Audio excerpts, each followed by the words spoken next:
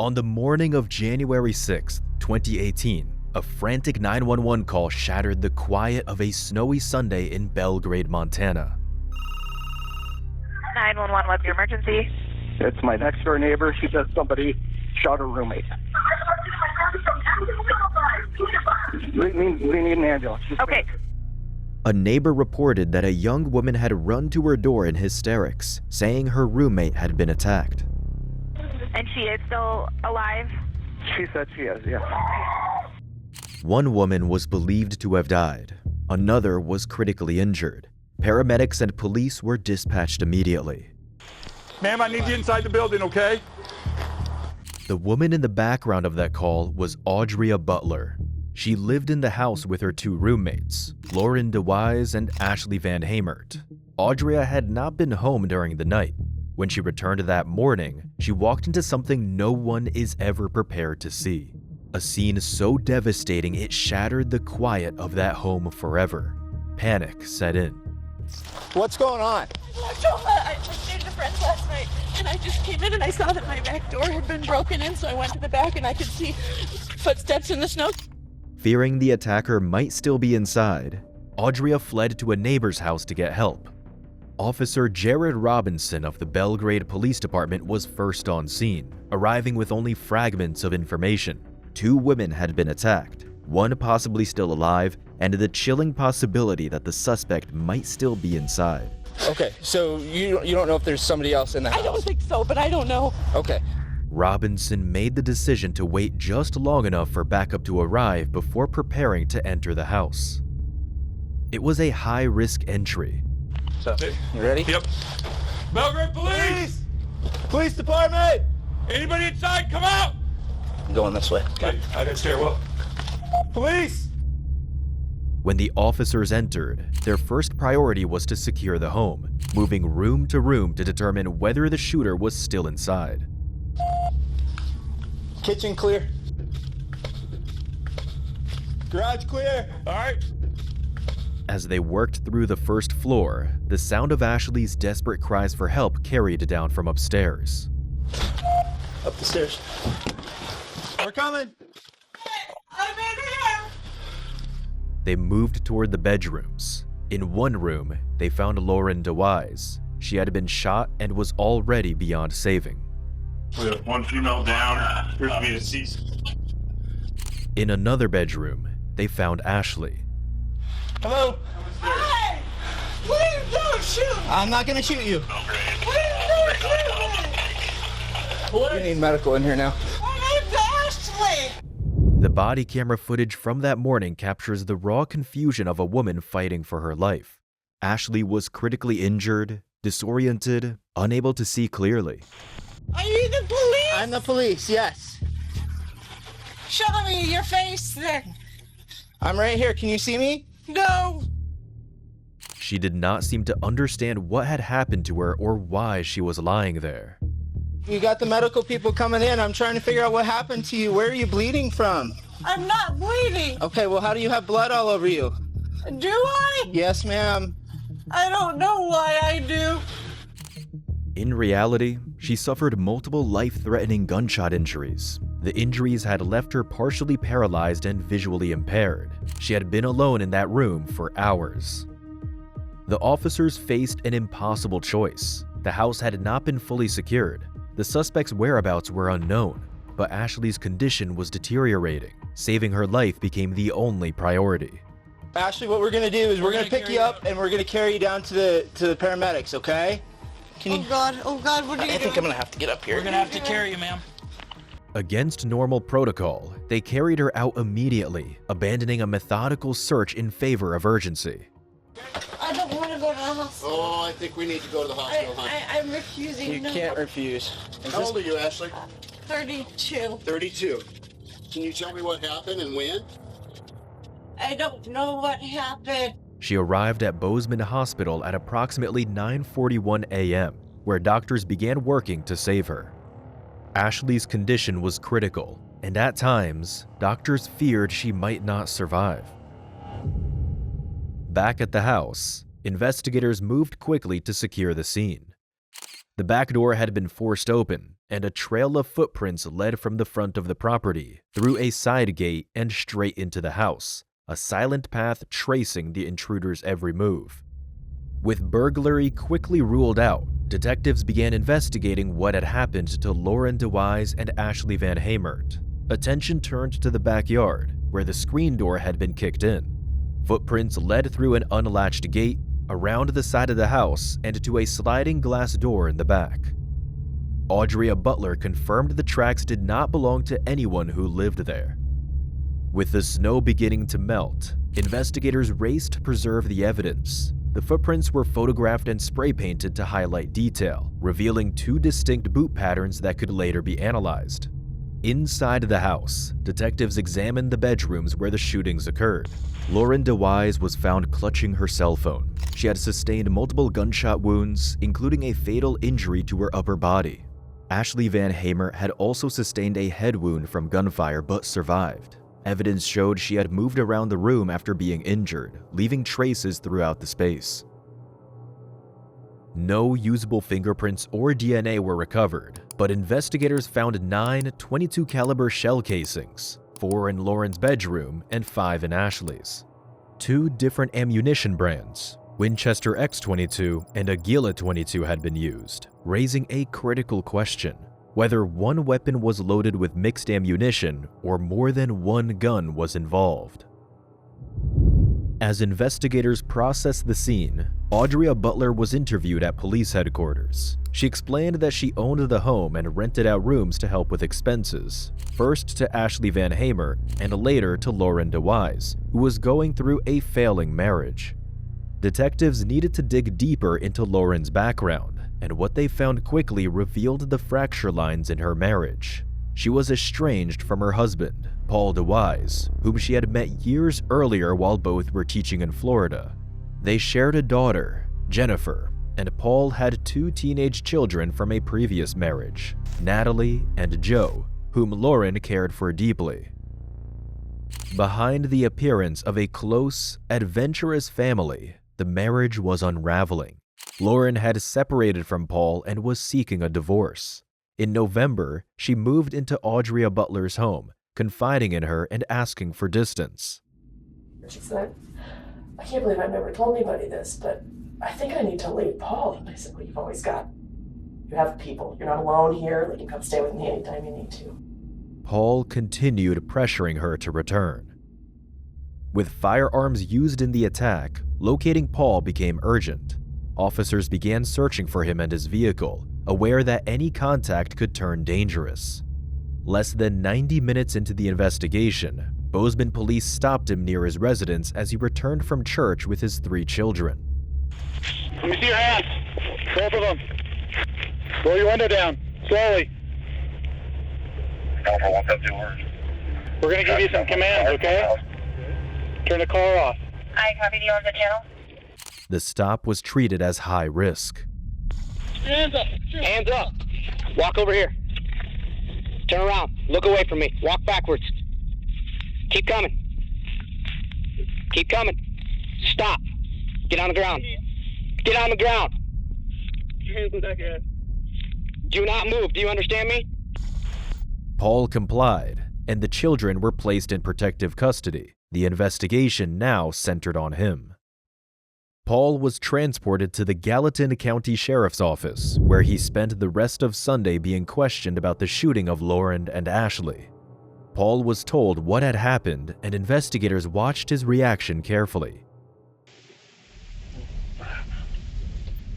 Well, the person that came in ended up shooting her.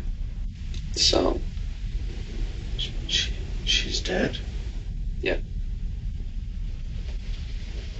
Oh my God. He acknowledged their pending divorce and offered a detailed timeline of his day. He admitted to texting Lauren repeatedly, trying to persuade her to spend time with him and the children.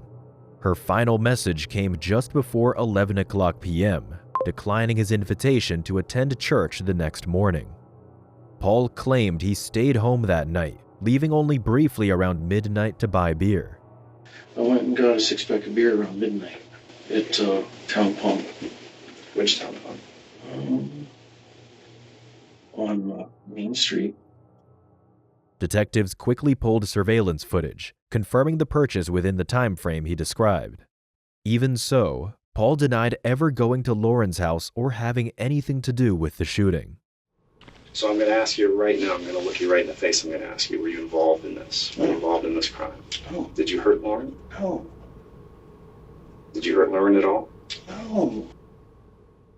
While Paul DeWise was questioned at the sheriff's office, his children were interviewed separately by Child Protective Services, and what they revealed would change the direction of the case.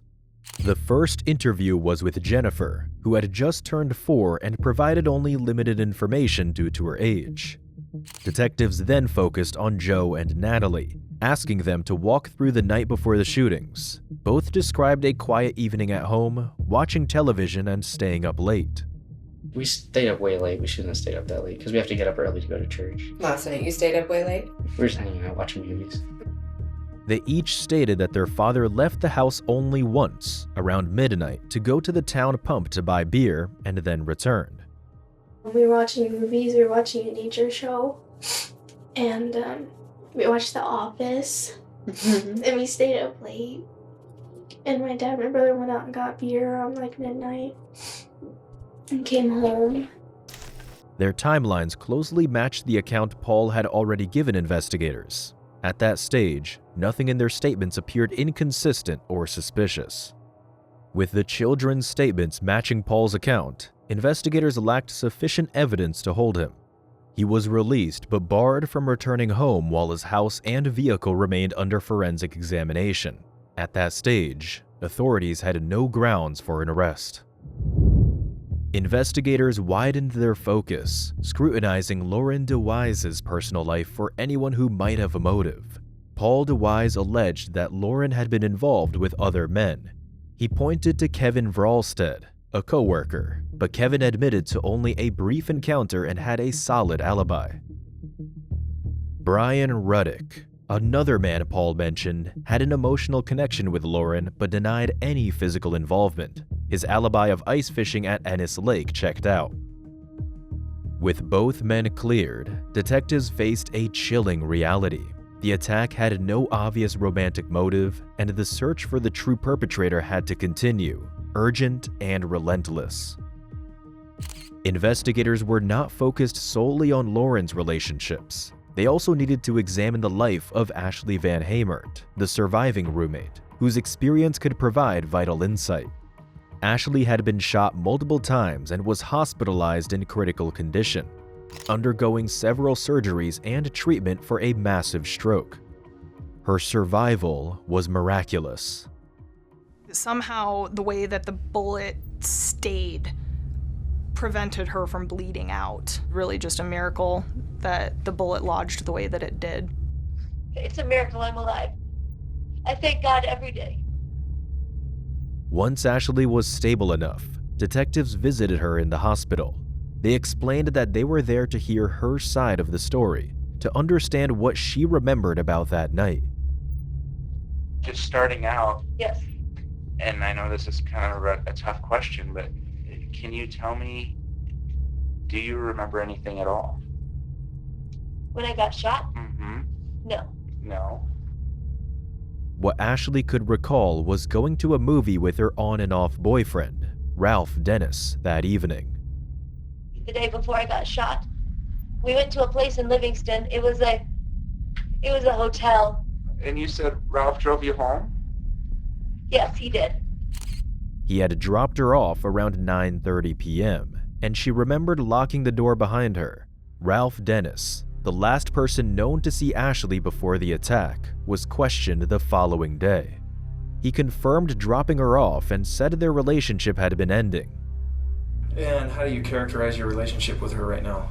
We've been attempting to break up with each other for several weeks. He was cooperative, provided his phone data, and showed no signs of deception. Investigators briefly considered a strange detail from the crime scene, what appeared to be a bloody dog paw print. Ashley's dog, Bronson, was known to stay with Ralph. The theory raised the possibility that Ralph had returned to the house. What I'm curious about is it possible? Was the dog there? Did you come over? Did the dog leave? I mean, I'm just trying to make sense of that. No, absolutely. I can tell you. So, without a shadow of a doubt, Bronson has been in my care since Thursday morning. However, testing showed no blood on the dog, and the mark was later identified as a misleading blood pattern on a dog bed. Footprint evidence and phone records confirmed Ralph had gone straight home. He willingly allowed investigators to download data from his phone, retrieve GPS records, and even provide DNA voluntarily. Fully cooperative from the start, he made it clear he wanted to help in any way possible. Detectives were able to clear him fairly quickly, eliminating him as a suspect. With another lead ruled out, investigators were once again left without answers. Although Paul DeWise had been released, suspicion around him was intensifying. Now considered the prime suspect, he grew cautious when asked to return for another interview, and investigators feared he might flee. A search of his home uncovered a Gila .22 caliber ammunition, the same uncommon brand found at the crime scene. While under surveillance, Paul called to ask when he could return home, unaware that officers were already watching. I was wondering when I could get access to my house again. He was arrested shortly after that call, pleading not guilty. He was arrested on one count of attempted deliberate homicide and one count of deliberate homicide. A critical development emerged from the crime lab. Photos of the snow impressions revealed two distinct sets of footprints leading into the residence, one noticeably smaller than the other, suggesting more than one person was involved.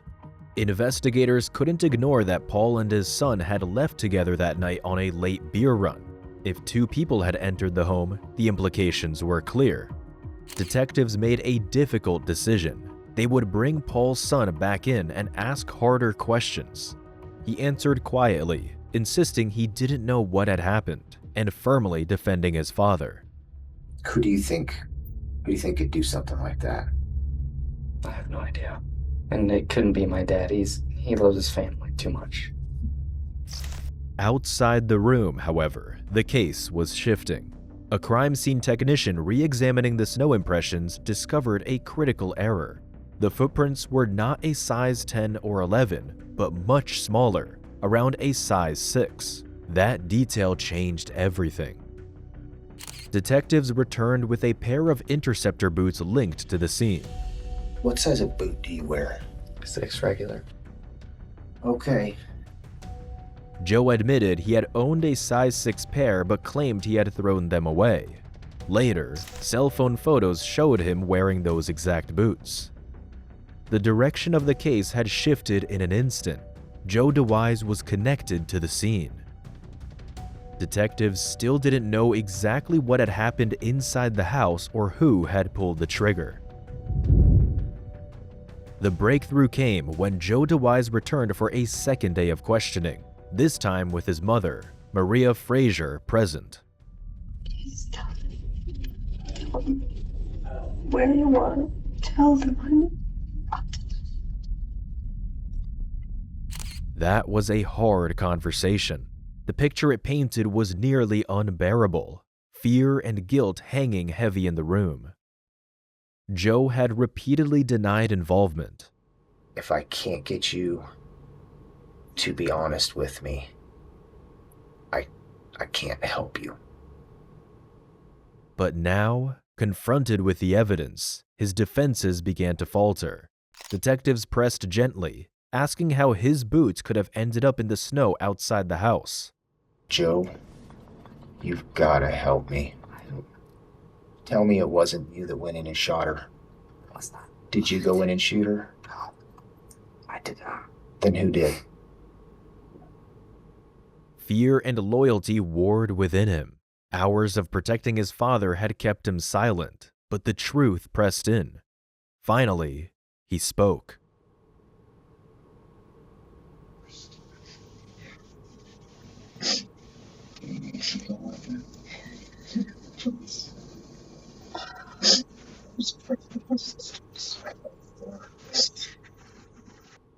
Paul DeWise had brought him along that night armed with a pistol, threatening him if he refused. Joe stayed downstairs, watching the staircase, hearing the shots, unable to stop what was happening. So what'd you hear?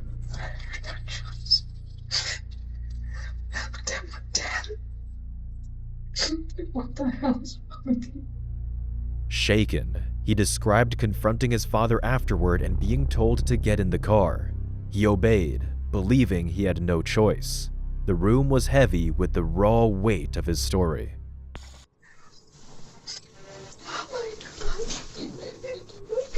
Father, see. I know I made you do it. Investigators concluded that Joe had been present, a witness trapped by fear, but he had not pulled the trigger. Joe was never charged. Piece by piece, the final contours of that deadly night began to fall into place. A month after his first confession, Joe met with investigators again. The shock had faded, the memories had not. He described the house as quiet until a light came on upstairs, a startled voice, his father's anger, then gunfire. More shots echoed. And then I hear Lauren scream, a very short, like, surprise, fearful scream. Mm-hmm.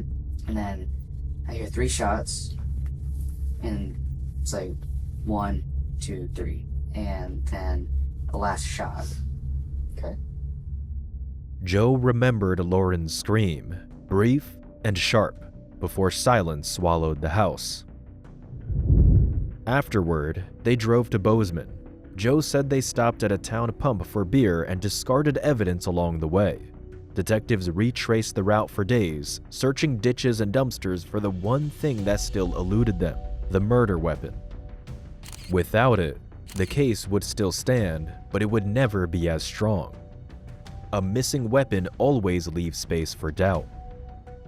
Investigators believed Paul owned a Ruger .22 caliber pistol. During a search of his home, they found the owner's manual for a .22 Mark II, carefully stored among his belongings, but the gun itself was gone, removed, missing. Weeks passed without a break. Then, in a twist no one could have scripted, the weapon resurfaced in the most ordinary way. On January 7th, 2018, at Cattail Lake near Belgrade, Andrea Larson and her husband were walking along a plowed skating track when she noticed something dark in the snow. Partially buried and upside down lay a pistol. Unaware of the shootings, they took it home and set it aside. Life moved on. Weeks later, Andrea read a news article mentioning a missing Ruger Mark II .22 caliber pistol. Her stomach dropped. She called police immediately. The serial number traced the gun back to Paul DeWise. A firearms expert confirmed it was the weapon that killed Lauren and wounded Ashley. After weeks of searching roadsides and dumpsters, the murder weapon had been sitting on a frozen lake, waiting to be found. Had it snowed harder or sunk deeper into the ice, it might have disappeared forever. Instead, it surfaced, and with it, the final piece of the case. Nearly 2 years after the shootings, Paul DeWise stood trial in the courtroom in Bozeman. He was charged with the deliberate homicide of his wife, Lauren, and the attempted deliberate homicide of Ashley Van Hemert, a woman he did not even know. Witnesses described a marriage far darker than it appeared. Visible injuries, threats, and Lauren confiding that she needed to leave. He threatened her constantly. He has held a gun to her. He has threatened to kill her. He has said, "I know why men kill their wives." Prosecutors showed jurors photographs of her bruises, while Paul admitted to striking her once but denied ongoing abuse or murder. Then the courtroom fell silent as audio recordings from Paul's own phone were played. Hours of rage, control, and intimidation. You threw glasses at me. You choked me in the bathtub. You beat out of me when I was pregnant with baby. I was 4 months, 5 months pregnant. Those recordings were the strongest piece of evidence in the entire case. What? I murdered them. And we killed them. That's what I'm talking about. I'm trying to express myself now. But you lying piece.